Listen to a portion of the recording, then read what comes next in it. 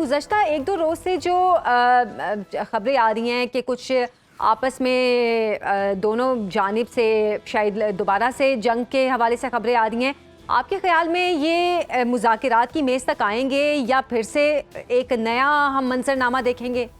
नहीं जी, मेरा ख्याल है वो ये अफोर्ड बिल्कुल नहीं कर सकते और ये जंग होगी भी नहीं।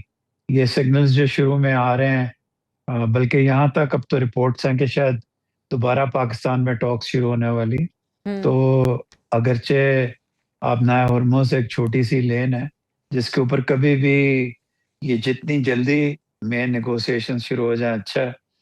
तो मेरा ख्याल है कि कम से कम हम ब्रॉड पीस जो है वो इस्लामाबाद अकॉर्ड या समथिंग ऑफ दैट एस्पेक्ट के तौर पे हासिल कर लेंगे। उसके बाद अगला मरहला स्टार्ट होगा जब जो स्मॉलर थिंग्स हैं जब फाइन ट्यून होना होगा, फिर उसके बाद शुरू होगा। तो आपके ख्याल में जो अमेरिका की जानिब से 14 तजावीज़ दी गई हैं वो क्या हैं? ईरान के लिए वो किस हद तक काबिल कबूल हैं? असल में जी 14 का तो सिर्फ नंबर है। वो एक्चुअली 3-4 बड़े इश्यूज हैं। एक ईरान के न्यूक्लियर इशू पे है कि ईरान की जो यूरेनियम स्टॉक पाइल है वो ईरान में जी। उसको डिग्रेड किया जाएगा या किसी मुल्क को दिया जाएगा। एक तो ये है। दूसरा, ईरान तैयार हो गया है अपनी काउंटर सजेशंस में कि वो यूरेनियम जो है जितना मॉरेटोरियम होगा 10-15 साल का उसमें एनरिच नहीं करेगा और उसके बाद भी स्टोर नहीं करेगा, लेकिन 3.67 तक फिर उसके बाद जो एनपीटी की इजाज़त है उस पे चला जाएगा। तो वो तो रिज़ॉल्व हो गया, सिर्फ ये यूरेनियम वाला चाहिए।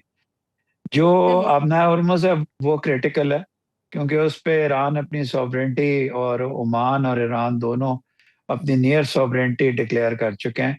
तो ये शायद अमेरिका को काबिल कबूल ना हो। इसका कोई ऐसा सॉल्यूशन निकालना पड़ेगा कि एक तरफ ब्लॉकेड खत्म हो और दूसरी तरफ आबनाए हॉर्मुज़ अभी खुल जाए। लेकिन अमेरिका कोशिश करेगा कि लॉन्ग टर्म आबनाए हॉर्मुज़ खुले, उसको बंद करने का कोई चांस ना हो। तो फिर कोई ऐसी ट्रीटी और साइन करनी पड़ेगी कि इस सूरत में सिर्फ ईरान को हक होगा, अगर अंडर अटैक है कोई चीज़ बिल्कुल। है, कि वो बंद कर सकता है, अदरवाइज नहीं। तो ये उसके अलावा सैंक्शंस की 3-4 लेयर्स हैं, उनके 3-4 पॉइंट्स हैं, तो वो सैंक्शंस तो आपको खोलनी पड़ेंगी। अदरवाइज ईरान कोई चीज़ नहीं मानेगा। और ईरान जिस तरह भी आपने शायद इंट्रोडक्शन में बताया था कि 4 महीने तक सस्टेन कर सकता है। जी जी। 4 महीने से ज़्यादा भी शायद पेन सस्टेन कर सकता है, लेकिन बेहतर होगा कि ईरान अब ना करे। ये एक मोमेंट्स होती हैं जब पीस को हासिल किया जाता है। बिल्कुल। अगर आप इस वक़्त ज़िद करें तो कई दफ़ा अगर आपको लगे भी कि आपके नेशनल इंटरेस्ट में है, तो आपको चाहिए कि आप उस वक़्त पीस की तरफ चल पड़ें। बिल्कुल, अच्छा अच्छा, ये बात आपने बिल्कुल ठीक की कि नेशनल इंटरेस्ट जो है वो सबसे होता है, लेकिन अगर इस तरह के मौके मिले तो पीस की तरफ जाना चाहिए। अच्छा इमरान साहब, ईरान ने अफजूदा यूरेनियम को अपना नेशनल इंटरेस्ट कहा है, लेकिन जितने ईरान की इकॉनमी मुतासिर हुई है पिछले कुछ अरसे में, जो फ्रीज एसेट्स हैं उनको भी रिलीज़ करवाना ईरान का नेशनल इंटरेस्ट है। तो इस वक्त ईरान के लिए सबसे बड़ा मसला क्या है? अपने फ्रीज एसेट्स को रिलीज़ करवाना या फिर यूरेनियम अमेरिका के हवाले करना? नहीं, दोनों दोनों ईरान के इंटरेस्ट में जी। वो ईरान ये कहता है कि ये हमने एनरिच किया है, ये हम किसी और को नहीं देंगे, अब यहाँ डिग्रेड कर दें, आप इसको ख़त्म कर दें, ज़ाया कर दें।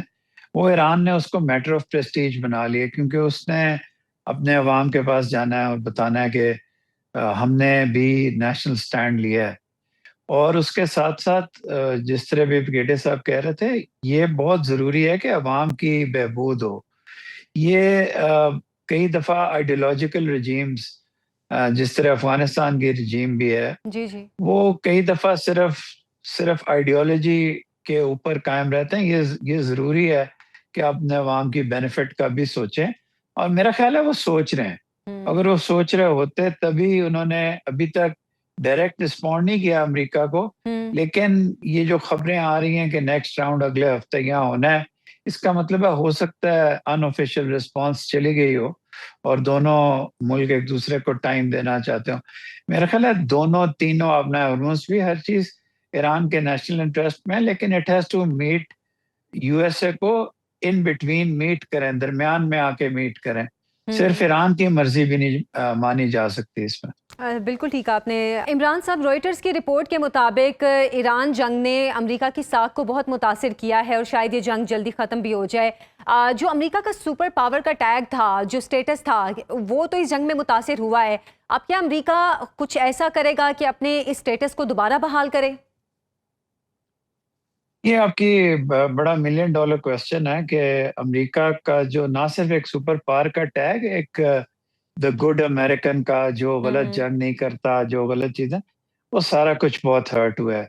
लेकिन इस वक्त जो उनकी 24 आवर न्यूज साइकिल है और जो ट्रम्प साहब की जो जो उनकी प्रायोरिटीज है, वो यही है किसी तरह उनकी मिड टर्म्स में बहुत गंदी परफॉर्मेंस ना हो, हम्म। किसी तरह रिपब्लिकन पार्टी रिसरेक्ट हो जाए।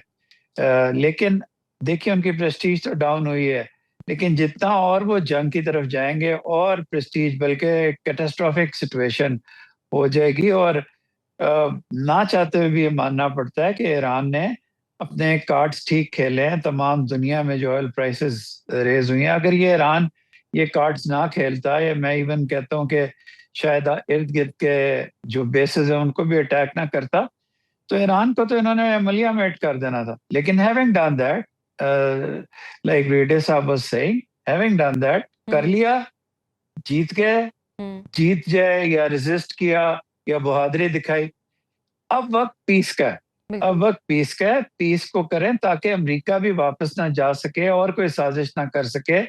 और दूसरा, इस ब्लॉकेड से ईरान के आम लोगों की लाइफ बहुत ज्यादा इफेक्ट हो रही है, तो इसलिए उसको रोकें आप ये। लेकिन इमरान साहब, कुछ तज्जियाकारों का इस हवाले से ख्याल है कि जंगें इसराइल और इंडिया को सूट करती हैं।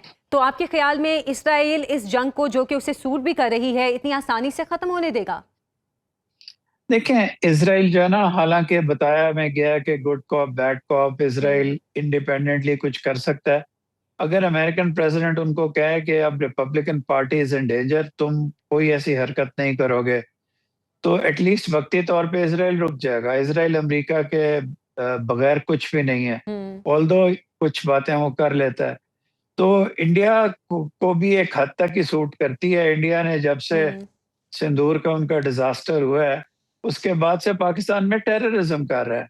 उसने फिलहाल, जब तक वो पता नहीं आसमानी उसको कोई गैबी इमदाद ना मिले, हम्म। वो पाकिस्तान पे अटैक नहीं कर रहा, लेकिन वो पाकिस्तान की जानें टेररिज्म से ले रहा है।